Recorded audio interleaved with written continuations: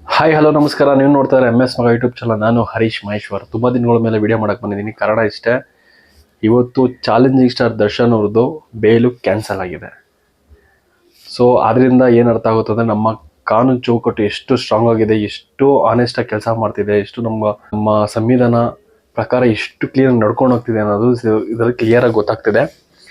But ನಾನೇನು ಹೇಳೋಕ್ಕೆ ಇಷ್ಟಪಡ್ತಾ ಇದ್ದೆ ಅಂದರೆ, ನಾವು ಪ್ರತಿ ಸಲ ನಾನು ದರ್ಶನ್ ಬಗ್ಗೆ ವಿಡಿಯೋ ಮಾಡ್ತಾ ಇರ್ತೀನಿ. ಅಂದರೆ ದರ್ಶನ್ ಮಾಡಿರೋ ಕೆಲಸನ ಒಪ್ಕೊಂಡು ಸಮರ್ಥನೆ ಮಾಡ್ಕೊಂಡು ನಾನು ಯಾವತ್ತೂ ವಿಡಿಯೋ ಮಾಡಿಲ್ಲ. ನಾನು ಹೇಳೋದು ಆಗಿನ ಪರಿಸ್ಥಿತಿಗೆ, ಆಗಿನ ಸಿಚುವೇಶನ್ ಏನು ನಡೀತಿರುತ್ತದೆ ಅದ್ರ ವಿಷಯದ ಬಗ್ಗೆ ನಾನು ಮಾತಾಡ್ತೀನಿ ಹೊರತು ಬೇರೆ ಯಾವುದೂ ಅಲ್ಲ. ನಾವೇನು ದರ್ಶನ್ ಫ್ಯಾನ್ಗಳಾಗಿ ದರ್ಶನ್ ಅವ್ರನ್ನ ಮಾಡಿದ ಕೆಲಸನ ಒಪ್ಕೊಂಡು ನಾವೇನು ಮಾಡ್ತಿಲ್ಲ. ನಾವೊಬ್ಬ ವ್ಯೂವರ್ಸ್ ಆಗಿ ಒಬ್ಬ ಚಿತ್ರಪ್ರೇಮಿಯಾಗಿ ಮಾತಾಡ್ತೀನಿ ಹೊರತು ಯಾವುದೇ ಥರದ ಒಬ್ಬರನ್ನ ತಲೆ ಮೇಲೆ ಕುಣಿಸ್ಕೊಂಡು ಮಾತಾಡೋದು ನಾನು ಅಲ್ವೇ ಅಲ್ಲ.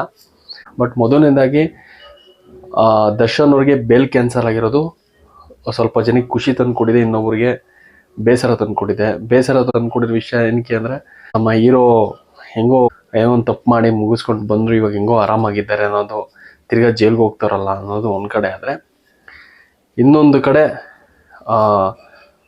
ಒಳ್ಳೆ ಕೆಲಸನೇ ಆಗಿದೆ. ಅವ್ನಿಗೆ ಆಗಬೇಕಿತ್ತು, ಕೊಲೆ ಮಾಡಿಬಿಟ್ರೆ ಬಿಟ್ಬಿಡ್ತಾರ, ಕಾನೂನು ಬಿಟ್ಟರು ಕರ್ಮ ಬಿಡುತ್ತಾ ಅನ್ನೋ ಲೆಕ್ಕಾಚಾರದಲ್ಲಿ ಖುಷಿ ಪಡ್ತಾ ಇದ್ದಾರೆ. ಸೊ ಇವತ್ತು ಪ್ರೂವ್ ಆಗಿರೋದೇನು ಅಂದರೆ, ದರ್ಶನ್ ಅವ್ರಿಗೆ ಶಿಕ್ಷೆ ಆಗ್ತಿದೆ, ತಿರ್ಗಾ ಜೈಲಿಗೆ ಹೋಗ್ತಿದೆ. ಪವಿತ್ರ ಗೌಡ ಯಾರ್ಯಾರ ಕೊಲೆ ಕೇಸಲ್ಲಿ, ರೇಣುಕಾಸ್ವಾಮಿ ಕೊಲೆ ಕೇಸಲ್ಲಿ ಇನ್ವಾಲ್ವ್ ಆಗಿದ್ರು ಅವರೆಲ್ಲ ಇವತ್ತು ಜೈಲಿಗೆ ಹೋಗ್ತಾ ಇದ್ದಾರೆ. ಈ ಥರ ಕೆಲಸ ಮಾಡಿದ್ರೆ ಕಾನೂನು ಯಾವತ್ತೂ ಬಿಡಲ್ಲ ಅನ್ನೋದಕ್ಕೆ ಒಂದು ಎಕ್ಸಾಂಪಲು. ಸಾಮಾನ್ಯ ವ್ಯಕ್ತಿ ಮಾಡಿದ್ರು ಇದೇ ಶಿಕ್ಷೆ. ಸೊ ನಿನ್ಗೆ ಎಂಥ ಟಾಪಲ್ಲಿ ಇದ್ರೂ ನಿಂಗೆ ಶಿಕ್ಷೆ ಕೊಡ್ತೀವಿ ಅನ್ನೋಕ್ಕೆ ಒಂದು ಎಕ್ಸಾಂಪಲ್ ಅಷ್ಟೇ ಅಲ್ಲ, ಆಯ್ತಾ? ಇವಾಗ ನಮಗೆ ಕಾಣ್ತಾ ಇರೋದು ಒಂದು ಕೇಸು ಅಂದರೆ, ದರ್ಶನ್ ಅವರು ಒಂದು ಕೊಲೆ ಮಾಡಿ ಈ ಥರ ಮಂತ್ಲಿ ಕೋರ್ಟ್ಗೆ ಹೋಗಿ ಅಟೆಂಡ್ ಆಗಿ ಅಲ್ಲಿ ಏನು ನಡೀತೆ ಅದು ರೆಗ್ಯುಲರಾಗಿ ನಡೀತಿದೆ, ಕಣ್ಣಿಗೆ ಕಾಣ್ತಿದೆ. ಬಟ್ ಇದೇ ಥರ ತುಂಬ ಕೇಸ್ಗಳು ಬೇರೆ ಬೇರೆ ಜೀವನಗಳು ನಡೀತಿರುತ್ತೆ. ಸೊ ಅವರು ಇದೇ ಥರ ಅನುಭವಿಸ್ತಿರ್ತಾರೆ.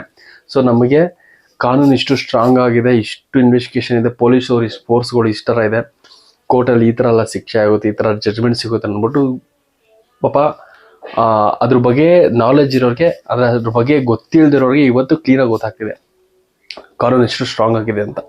ಆದ್ದರಿಂದ ನಮ್ಮ ಸಂವಿಧಾನದ ಅಡಿಲಿ ಏನೇ ಒಂಥರ ಜಡ್ಜ್ಮೆಂಟ್ ಬಂದ್ರೂ ನಮ್ಮ ಖುಷಿನೇ. ಅದರಿಂದ ಕರ್ಮವಂತೂ ಯಾರನ್ನೂ ಬಿಡಲ್ಲ. ಅಂದರೆ ಈ ಶಿಕ್ಷೆ ನಿನಗೆ ಈ ಕ್ಷಣಕ್ಕೆ ನೀನು ಮಾಡಿರೋ ತಪ್ಪಿ ಈ ಕ್ಷಣಕ್ಕೆ ಶಿಕ್ಷೆ ಆಗದೇ ಇರಬಹುದು, ಬಟ್ ಆ ಶಿಕ್ಷೆ ಪೋಸ್ಟ್ಪೋನ್ ಆಗಿರುತ್ತೆ. ಅದೇ ಥರ ದರ್ಶನ್ ಸರ್ ಕೇಸಲ್ಲೂ ಇದೇ ಆಗಿದೆ. ಅವ್ರಿಗೆ ಇನ್ನೂ ಕಾನೂನು ಕ್ರಮಗಳು ಏನೇನಾಗುತ್ತೋ, ಇನ್ನೇನು ಯಾವುದೇ ಥರ ಆಗುತ್ತೋ ಮುಂದಿನ ದಿನಕ್ಕೆ ಕಾದು ನೋಡೋಣ. ಬಟ್ ಒಂದು ಹೇಳೋಕ್ಕೆ ಇಷ್ಟಪಡ್ತೀನಿ, ದರ್ಶನ್ ಸರ್ ವಿಷಯದಲ್ಲಿ ಒಂದು ಕೊಲೆ ಆಗಿದೆ ಅಂತ ಎಲ್ಲರ ವಿಷಯ ಗೊತ್ತು ಯೂನಿವರ್ಸಲ್ಗೆ. ಎಷ್ಟೊಂದು ಜನ ಪಾಪ ಅವನ್ನ ಕೊಲೆ ಮಾಡಿಬಿಟ್ರು, ಜೈಲಿಗೆ ಹೋದ್ರು, ಹಂಗೆ ತಪ್ಪು ಮಾಡ್ಬಿಟ್ರು ಅಂತ ಹೇಳ್ತಾರಲ್ಲ. ಓಕೆ, ಅದು ಒಪ್ಕೊಳ್ಳೋಣ, ತಪ್ಪೇ ಅವ್ರು ಮಾಡಿದ್ದು. ದರ್ಶನ್ ಅವ್ರು ಮಾಡಿರೋ ಕೆಲಸ ಯಾರೂ ಒಪ್ಕೊಳ್ಳಲ್ಲ, ಪ್ರಪಂಚದಲ್ಲಿ ಯಾರೂ ಒಪ್ಕೊಳ್ಳಲ್ಲ, ಅದಕ್ಕೆ ಶಿಕ್ಷೆ ಆಗೇ ಆಗುತ್ತೆ. ಬಟ್ ಅದಕ್ಕೂ ಮೀರಿ ನಂದೊಂದು ಪರ್ಸ್ನಲ್ ಮಾತು, ದರ್ಶನ್ ವಹಿಸ್ಕೊಂಡ್ರೆ ನಾವು ಮಾತಾಡಲ್ಲ, ಅದ್ರ ಬಗ್ಗೆ ನಾವು ಮಾತಾಡ್ಬಿಟ್ರೆ ಎಜುಕೇಷನ್ ಇಲ್ಲ ಪ್ರಾಪರಾಗಿ ಅವ್ರಿಗೆ, ಎಂಥ ಬಾಯಿ ಬಂದಂಗೆ ಮಾತಾಡ್ತಾರೆ ಕೆಲವೊಬ್ಬರು. ಅಂದರೆ ಒಂದು ಮಾತ್ರ ನನ್ನ ಪರ್ಸನಾಗಿ ಅನಿಸುತ್ತೆ, ಎಲ್ಲರೂ ಒಂದ್ಸಲಿ ಟೆನ್ಷನ್ ಇದ್ದಾಗ ಮಾತಾಡ್ತಾರೆ, ನನ್ನ ಮೇಲೆ ನನಗೇನು ಆಗ್ಬಿಟ್ರೆ ಹಂಗೆ ಮಾಡಿಬಿಡ್ತಿದೆ, ಸಾಯಿಸ್ಬಿಡ್ತಿದೆ, ನಂಡೋಗಿ ಏನಾರು ಮಾಡಿಬಿಟ್ಟಿದ್ರೆ, ನಮ್ಮನೆ ಹೆಣ್ಮಕ್ಳಿಗೆ ಈ ಥರ ಮೆಸೇಜ್ ಮಾಡೋದು, ಚುಚ್ಚಿಬಿಡ್ತಿದೆ, ಸಾಯಿಸ್ಬಿಡ್ತಿದ್ದೆ, ನಾನು ಕೊಲೆನೇ ಮಾಡಿಬಿಡ್ತಿದ್ದೆ ಬಿಲ್ಡಪ್ ಕೊಡ್ತಾ ಇರ್ತಾರೆ. ಸೀರಿಯಸ್ ಆಗಿ ನಿಮ್ಮ ಮನೆಗೆ ಯಾವ್ದಾರ ಹೆಣ್ಮಕ್ಳಿಗೆ, ನಿಮ್ಮನೆ ಹೆಂಡತಿ ಮಕ್ಳಿಗೆ, ನಿಮ್ಮನೆಗೆ ಯಾರ್ಯಾರು ಈ ಥರ ಯಾವನವರು ರೇಣುಕಾಸ್ವಾಮಿ ಅವ್ರದ್ದು ಮೆಸೇಜ್ ಮಾಡಿದ್ದಿದ್ರೆ ನೀವೇನು ಮಾಡ್ತೀರೋ ಅನ್ನೋದು ಫಸ್ಟ್ ಯೋಚನೆ ಮಾಡಿ.